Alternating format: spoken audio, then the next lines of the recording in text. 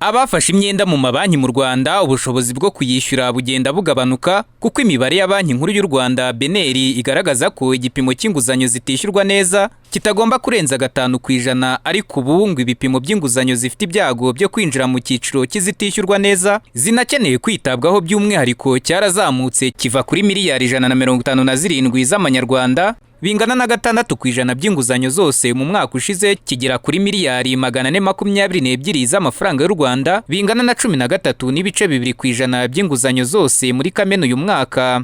Abasesengura iby'ubukungu bati imikoranire mibi hagati y'ibigo by'imari n'abahawe inguzanyo niyo ntandaro yo kuba inguzanyo zitishyurwa neza ziyongera. Dr. Bihira Canisius ni impuguke mu bukungu. Ikibazo giherereye muri banki kigaherera no ku bantu baka inguzanyo, kuko buri muntu waka inguzanyo yagombye kubanza akareba iki kintu ugiye gushoramo amafaranga azagaruka. Rero nkabona banki igomba kwitondera cyane amafaranga igiye gusohora, ndetse n'ugiye kwakira amafaranga akitondera icyo agiye kuyashoramo kugira ngo kizayagarure. Inzego zagaragayemo ibibazo byo kwishyura inguzanyo ziganjemo amahoteli na resitora, urwego rw'uburezi ndetse n'urwego rw'ubwikorezi nk'uko BNR bigaragaza. Icyakora ibi byiciro by'ingeri y'ubukungu binazwiho kuba byaragizweho ingaruka zikomeye na COVID-19.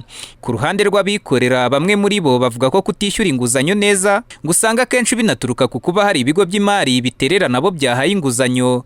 Shafi Hagenimana akuriye kompanyi Kaso itanga serivisi zinyuranye zirimo n'izo kwakira abantu. 90% ngikintu nzi ku mabanki nimba baratanze ingwate ukomaze kwishyura muri miliyoni 80 ukomaze kwishyura miliyoni 40, bo bararyango yangwate turakura amacu. Mbese bo n'abantu nyine birebaho, naga ari abantu bari ku bandi bantu, kandi ushaka gukora ubucuruzi brand 90% numva ko nimba ari umuntu uzongera gukorana nawe naga ari byiza kumukura mu mubare yabo wakoranaga nabo.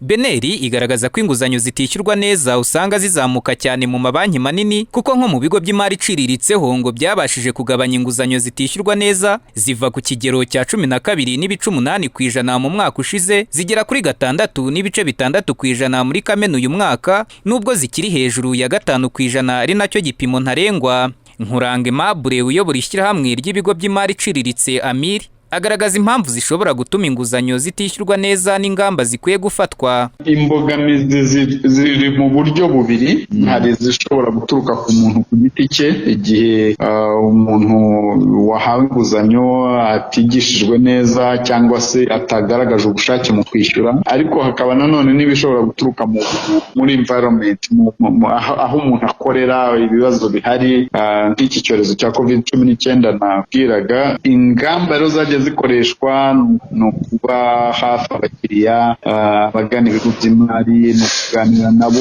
ku bibazo bagiye bahura nabyo, kurebera hamwe uko bafashwa mu bibazo bagiye baterwa n'iyi situation turimo y'icyorezo. Mu buryo bwa rusange ingamba duhora tuziganiraho n'inzego zibishinzwe, cyane cyane nko mu buyobozi bwa leta.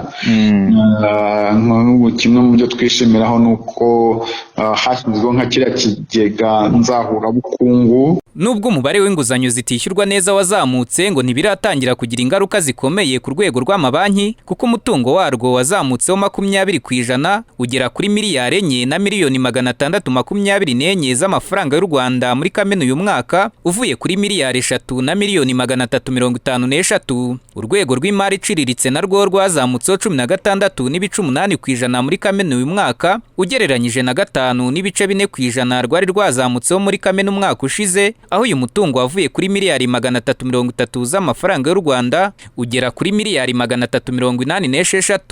Daniel Hakizimana, Flash TV.